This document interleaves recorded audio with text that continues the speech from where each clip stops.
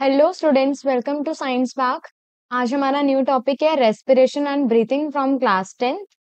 अच्छा, उसके लिए आपको ये दोनों वर्ड्स का मीनिंग पता होना चाहिए, बट सम स्टूडेंट्स थिंक कि इनका मीनिंग सेम ही है, रेस्पिरेशन और ब्रीथिंग। बट ये दोनों प्रोसेसेस अलग अलग हैं। अब पहले रेस्पिरेशन समझते हैं। रेस्पिरेशन क्या होता है? रेस्पिरेशन होता है कि आपकी बॉडी में जो ग्लूकोज चला गया है, ग्लूकोज क्या होता है? कार्बोहाइड्रेट की सिंपलेस्ट फॉर्म, राइट? उस ग्लूकोज को और सिंपल मॉलिक्यूल्स में ब्रेक डाउन करना, अलग अलग प्रोसेसेस से, अलग अलग पाथवेज को फॉलो करके उस ग्लूकोज को और स्मॉलर सब्सटेंसेस में ब्रेक डाउन करना, that is known as respiration. ठीक है, अलग अलग टाइप के ऑर्गेनिजम्स में respiration will occur in different way, either in presence of oxygen, either in absence of oxygen, or in the supply of lack of oxygen। ठीक है, तो respiration होता क्या है? It is the process of breakdown of breakdown of glucose into various simpler substances। ठीक है, अब ये जो है प्रोसेस डिपेंड करता है, ये रेस्पिरेशन जो है दो तरीके की होती है रेस्पिरेशन। ठीक है, टाइप्स कितने हैं? टाइप ऑफ रेस्पिरेशन आपकी बुक में अभी 3 तरीके की है, मगर जो आपने पहले पढ़ी हुई है, ठीक है, मैं पहले आपको वही करा रही हूँ। रेस्पिरेशन के types are, tell me what are the types of respiration? Aerobic, पढ़ा हुआ है ये तो, एरोबिक रेस्पिरेशन और anaerobic.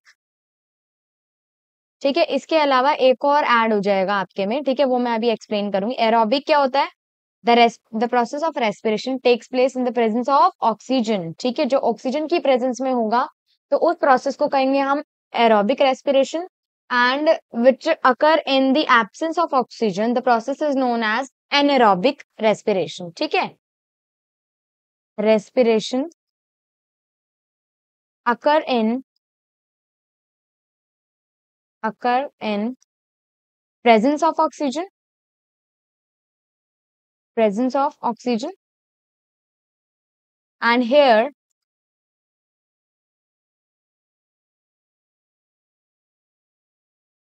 and in this case we can say it is respiration occur in absence of oxygen, right? Respiration occurs in absence of oxygen। ठीक है, ये general चीजें आपने पढ़ी हैं। ठीक है, अब इसके कुछ अलग प्रोडक्ट होंगे। प्रेजेंस ऑफ ऑक्सीजन का मतलब एक्सेस ऑफ एयर हमारे पास प्रेजेंट है, ऑक्सीजन प्रेजेंट है, तो उसके कुछ डिफरेंट प्रोडक्ट्स फॉर्म होंगे, राइट?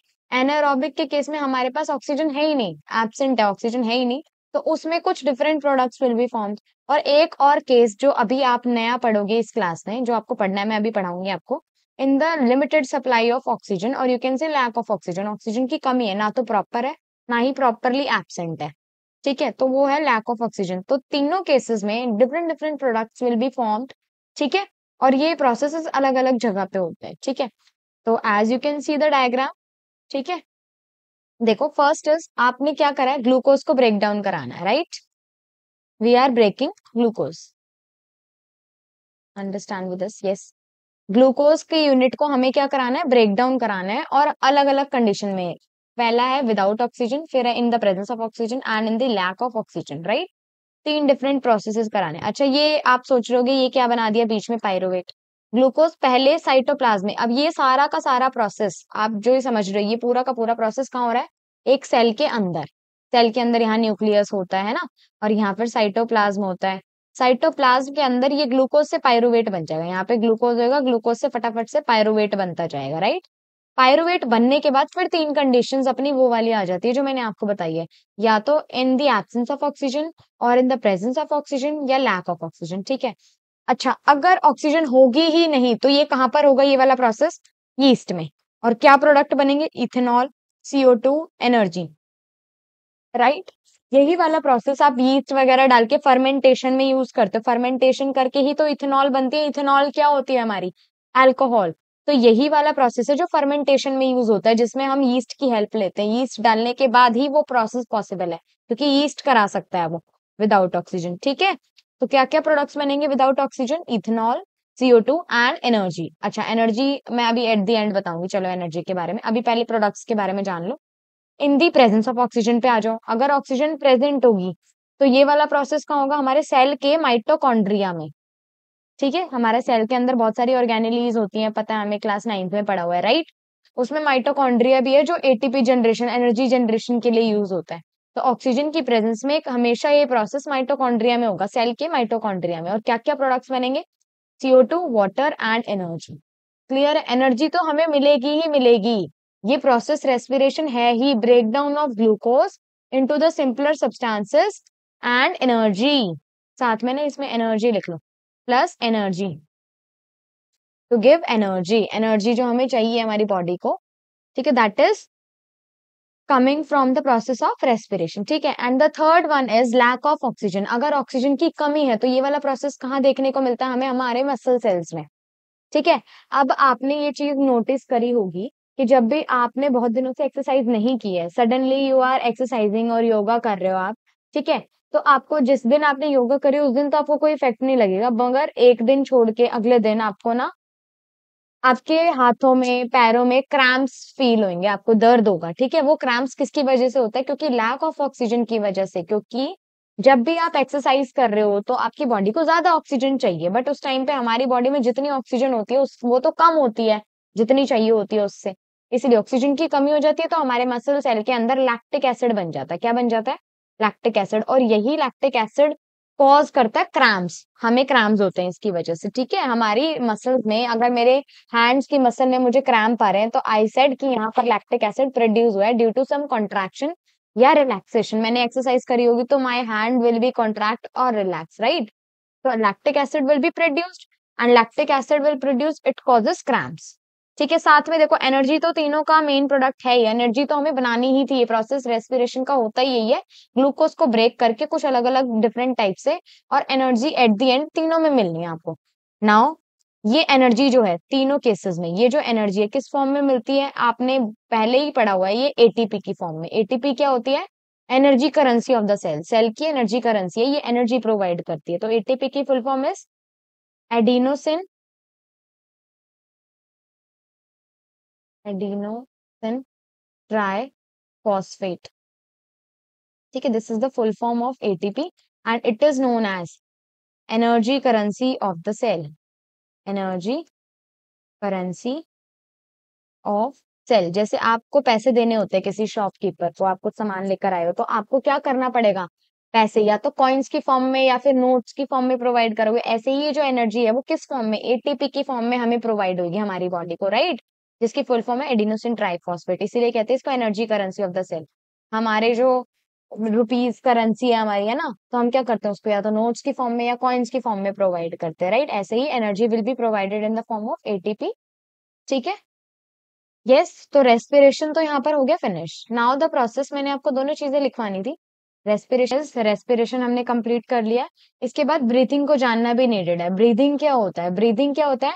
हमने जो ऑक्सीजन को इनटेक किया है, आपको पता है आपकी बॉडी में जो एयर है वो किस फॉर्म में जाती है? हम कौन सी, एयर में तो बहुत सारी गैसेस होती हैं, बट हमारी बॉडी के लिए जो रिस्पॉन्सिबल है, जो वो हर एक चीज में हेल्प करा रही है हमारे को, हर फंक्शन को परफॉर्म करने में हेल्प करा रही है, तो वो कौन सी है?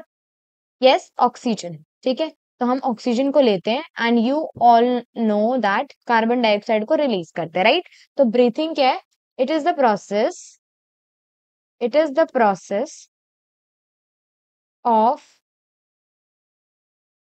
Taking up of taking up of oxygen and removal of removal of carbon dioxide, carbon dioxide is known as breathing. Yes, clear है ब्रीदिंग क्या होता है? ठीक है, दोनों प्रोसेस में थोड़ा सा ही डिफरेंस है, ध्यान से, मतलब कंफ्यूजन क्रिएट करती हैं ये चीजें, ठीक है। Respiration you all know, break down of glucose to form energy, and breathing is taking up of oxygen and removal of carbon dioxide is known as breathing, ठीक है। मैं इसको पूरा डायग्राम की हेल्प से बताऊंगी, फिर इसका एक फ्लो चार्ट बनवा दूंगी so that it can be easily learnable. Yes, the diagram is clearly visible, right, दिख रहा है आपको? ठीक है, मैं इसको थोड़ा छोटा कर देती हूँ, लेट मी, ओके। ठीक है, अब आपको ना समझते जाना है क्या चीजें होती है। सबसे पहले मैं आज जो पार्ट्स पे सर्कल करूंगी, आपने उन्हीं पार्ट्स को सिर्फ ध्यान रखना है, ठीक है। सबसे पहले आ गया हमारी नोज। नोज के through air will move in, right, nose के थ्रू। नोज के अंदर से ये जो पूरा पाथ है, नोज के अंदर ही पूरा पाथ है, that is known as nasal passage. ठीक है, फर्स्ट नंबर पे नोज में एंटर करेगी एयर, यानी कि ऑक्सीजन, यू कैन से। ठीक है, एंड नेजल पैसेज से होते हुए इट विल मूव टुवर्ड्स, पहले मैं पार्ट्स बता रही हूँ, फिर मैं सबका फंक्शन बताऊंगी, ठीक है। यस, पहले नोज में जाएगी, नोज के बाद थोड़ा सा और अंदर गए एक pipe like structure, that is nasal passage. And आगे, और इसी के आगे नेजल पैसेज को ही आगे एक्सटेंड कर देता हूँ, फेरिंग्स। देन ये नेजल पैसेज यहां से पूरा ये फेरिंग्स इधर आके अटैच होता है, this is known as larynx, और you can say your voice box which is present here. ठीक है, देन आपके पास एक पाइप लाइक स्ट्रक्चर है जो दो आगे जाके लंग्स से कनेक्टेड है, जिसको हम कहते हैं ट्रैकिया, जिसको हम कहते हैं वेंट पाइप। ठीक है, हमारा सबसे पहले क्या है, फेरिंग्स, उसके बाद larynx that means voice box, and then trachea that means wind pipe, हमारी विंड जा रही है वहां से। ठीक है, then it will move towards bronchi. इनको देखो, ब्रोंकस लिखा हुआ है, you can say bronchi also. ठीक है, ब्रोंकस नहीं, ब्रोंकाई लिख लेना, ठीक है, क्योंकि आपकी बुक में वही नाम है, आप कंफ्यूजन क्रिएट ना हो जाए आपके बीच में। ठीक है, तो ये ध्यान रखना है, ब्रोंकाई। अब जैसे ट्रीज की ब्रांचेस होती हैं, ऐसे ये एक सिंगल ब्रांच, प्राइमरी ब्रांच, ये आगे इनकी फर्दर और ब्रांच निकली है, देखो ऐसे ट्री के ब्रांचेस की तरह ही तो है, ये ब्रोंकाई की और ब्रांच निकल गई, तो हम इनको क्या कहेंगे, ब्रोंकियोल्स। देखो ये रहा ब्रोंकियोल्स, ये जो ब्रांचेस है ना इनकी फर्दर और ये वाली branches, these are known as bronchioles. ठीक है, okay, this is third, this is fourth number पे, and this is fifth, this is sixth, and this is seventh, and at the end eight, alveoli. ठीक है, alveoli क्या है, ऐसे समझ लो एक बलून लाइक स्ट्रक्चर है। ठीक है, जिसके अंदर एयर जाएगी तो ये फूल जाएगा, एयर इसमें से निकलेगी तो ये फिर से श्रिंक हो जाएगा। ठीक है, और ये हमारे लंग्स हैं, ये जो बने। ठीक है, अब मैं आपको प्रोसेस समझाती हूँ कैसे क्या हो रहा है। सबसे पहले नोज, सबसे पहले क्या आता है हमारा, यहाँ पे साथ में आपको प्रोसेस एक्सप्लेन करती हूँ मैं। मैकेनिज्म यहाँ पे लिख लो, मैकेनिज्म लिख सकते हो आप। ठीक है, mechanism of breathing. Mechanism of breathing में क्या है, सबसे पहले जो एयर है वो कहाँ एंटर करेगी, सीधा लंग्स में थोड़ी एंटर करेगी, नोज में। ठीक है, और कौन सी वाली, ऑक्सीजन वाली, ऑक्सीजन रिच एयर। ठीक है, ऑक्सीजन रिच एयर आ गई। ठीक है, oxygen will move into the nose, then it will move towards, nose के बाद नेजल पैसेज। हमारा ये जो नेजल पैसेज है, नोज के अंदर ये जो पाइप सी बनी हुई है, इसके अंदर नेजल पैसेज में, इफ यू नो, ठीक है, नेजल पैसेज के अंदर क्या होते हैं, हेयर, छोटे छोटे fine hairs, you can C inside your nose you have fine hairs like structures. तो हेयर प्रेजेंट होने का इसमें फायदा क्या है, ऐसा तो है नहीं बेफालतू में कोई चीज प्रेजेंट है, मैंने आपको बताया हमारी बॉडी में कोई भी चीज प्रेजेंट है तो यूं ही एफर्टलेस बेफालतू में नहीं है, यूजलेस नहीं है वो। ठीक है, तो नेजल पैसेज के अंदर हेयर्स क्यों होते हैं, हेयर्स क्या करते हैं, एक तो डर्ट से हमें बचाते हैं, प्रोटेक्ट फ्रॉम डर्ट, है ना, प्रोटेक्ट फ्रॉम डर्ट। ठीक है, या हार्मफुल सब्सटेंसेस को अंदर नहीं जाने देते, हमारी जो है नोज पे ही जो हेयर लाइक स्ट्रक्चर है वहीं पे उसे स्टिक कर देते हैं, क्योंकि हेयर्स के साथ साथ वहां पे म्यूकस भी प्रेजेंट होता है, म्यूकस। ठीक है, जेली लाइक सब्सटेंस, ठीक है, जेली लाइक सब्सटेंस, जिसपे आके ये डर्ट जो है आके चिपक जाती है, so that it will not, जो हमारे पास एयर जाएगी अंदर वो क्लीन एयर जाए, प्यूरिफाइड एयर जाए, तो इसका फंक्शन क्या हो गया, प्यूरिफिकेशन का। ठीक है, प्यूरिफिकेशन का इसका फंक्शन हो गया। इसके बाद नेजल पैसेज के बाद it will move towards pharynx. ठीक है, फेरिंग्स से ये होते हुए it will pass towards लैरिंग्स। Fourth number पे मैंने क्या लिख के दिया है आपको, फोर्थ पे लैरिंग्स, लैरिंग्स यानी हमारे वॉइस बॉक्स में जा रही है। ठीक है, लैरिंग्स से होते हुए after that it will move towards trachea. ठीक है, ट्रैकिया क्या होता है, हमारा विंड पाइप। अब फाइनली वो विंड पाइप में एंटर हो गई, और विंड पाइप जो है आगे फर्दर ब्रोंकाइज में क्लासिफाई हो जाएगा। ठीक है, दोनों लंग्स में एक एक ब्रोंकाई जाएंगी, तो ट्रैकिया जो है ब्रोंकाई, ब्रोंकाई ऐसे समझ लो ब्रांचेस हैं जिसमें से एयर जा रही है ऑक्सीजन रिच, ठीक है। एयर ऑक्सीजन रिच कह लो या कार्बन डाइऑक्साइड रिच, क्योंकि अभी हम कार्बन डाइऑक्साइड रिच एयर के बारे में भी बात करेंगे, ठीक है। तो ब्रोंकाई, आफ्टर दैट ट्रैकिया के बाद क्या है हमारी ब्रोंकाई। ब्रोंकाई को हम फर्दर ब्रांचेस में क्लासिफाई, की और छोटी छोटी मिनिमाइज ब्रांचेस आ जाएंगी, mini version of more branches, ठीक है, smaller branches known as bronchioles, okay. And after that the last one is alveolar sac, या फिर you can say alveoli, alveoli या एल्वियोलायर सैक। ये क्या है, बलून लाइक स्ट्रक्चर है। अब देखो, एयर जैसे जैसे यहाँ से ट्रांसफर होके बलून लाइक स्ट्रक्चर, ये क्या है हमारे, मैं लिख देती हूँ ताकि आप भूलो नहीं। Balloon like structure, balloon like structure, ठीक है। ये बलून का काम क्या होता है, एयर जाएगी तो फूल जाएगा, स्वेल हो जाएगा, है ना। एयर उसमें से निकाल ली तो इट विल श्रिंक, है ना, कॉन्ट्रैक्ट हो जाएगा। तो सेम चीज यहाँ पर हो रही है। अब एट द एंड आपको पता है यहाँ पर ये जो एल्वोलायर सैक दिख रहे हैं आपको ये लास्ट में, ठीक है, इनके अंदर जैसे ही ऑक्सीजन जाएगी, जैसे ही आप इनहेल कर रहे हो, आपने इनहेल किया, हवा चली गई अंदर, rest, air will move in. Air जैसे ही अंदर जाएगी तो ये जो एल्वोलाई है ये क्या होते हैं, स्वेल हो जाते हैं, और इनके स्वेल होने की वजह से ये हमारे लंग्स की शेप ऐसे एक्सपैंड हो जाती है, लंग्स हमारे एक्सपैंड हो जाते हैं। और लंग्स एक्सपैंड हो जाएंगे तो हमारी chest cavity, you can notice, जब भी आप इनहेल करते हो, सांस लेते हो, तो क्या होती है, आपकी चेस्ट कैविटी मूव्स आउटवर्ड, देखो बाहर की तरफ आ गई, राइट, बाहर की तरफ आ गई, इसका मतलब क्या, अंदर हवा भर गई है, राइट। हवा कहाँ भरती है, एट द एंड एल्वियोलायर सैक में, और यू कैन से एल्वियोलाई में, ठीक है। वहां पे एयर कैविटीज होती हैं, वहां पर जाके एयर फिल हो जाती है, और फिल होते ही the chest cavity will move forward, ठीक है। और आपका ये नीचे एक डायफ्राम, एक ये मस्कुलर शीट होती है डायफ्राम, ये दिख रही है आपको, ये डार्क डार्क, देखो दिस इज दी डायफ्राम, ये जो दिया हुआ है आपको। अब ये डायफ्राम एक्चुअली ऐसे होता है, जैसे ही आप एयर ब्रीथ करते हो आपकी चेस्ट कैविटी एक्सपैंड होगी, तो ये जो ऐसे देखो, ये ऐसे समझो, ये जो मैंने बनाया हुआ है दिस इज डायफ्राम, ठीक है। ये इस तरीके से, जैसे ही इसमें हवा भरोगे ये इस तरीके से फूलेगा, तो डायफ्राम कहाँ, नीचे की तरफ मूव कर रहा है, तो डायफ्राम मूव्स डाउनवर्ड, ठीक है। इस केस में जैसे ही आप इनहेल करते हो, अगर आप एक्सहेल करोगे, बाहर जा रही है हवा, यानी कि एल्वोलायर सैक में से अब क्या होगा, एयर ऑपोजिट डायरेक्शन में, यहाँ से ब्रोंकियोल्स में जाएगी, फिर ब्रोंकाई में जाएगी, फिर ट्रैकिया में, फिर लैरिंग्स, फिर pharynx, nasal passage and nose. यानी कि अगर ये तो हो गया आपका इनहेल का प्रोसेस हो गया, इसमें इनहेल किया है, मैं इस तरीके से लिख देती हूँ यहाँ पर, इनहेलेशन प्रोसेस, इनहेलेशन प्रोसेस, ठीक है। अब एक्सहेलेशन मतलब अब बाहर निकालनी है हवा, एयर अंदर जा चुकी है, एक्सहेलेशन प्रोसेस के लिए क्या होएगा, यही same steps but in opposite direction. अब क्या होगा, जहां से हवा भरी हुई है, पहला स्टेप अब ये हो जाएगा, ठीक है। अब फर्स्ट स्टेप क्या हो जाएगा, एल्वियोलाई, एल्वियोलाई में पहले से ही एयर फिल्ड थी, यहां से मूव करेगी सेकेंड स्टेप पे ब्रोंक्यूल्स पे, ठीक है। ब्रोंक्यूल्स, ब्रोंक्यूल से आगे फर्दर मूव करेगी टुवर्ड्स थर्ड स्टेप ब्रोंकाई, ठीक है।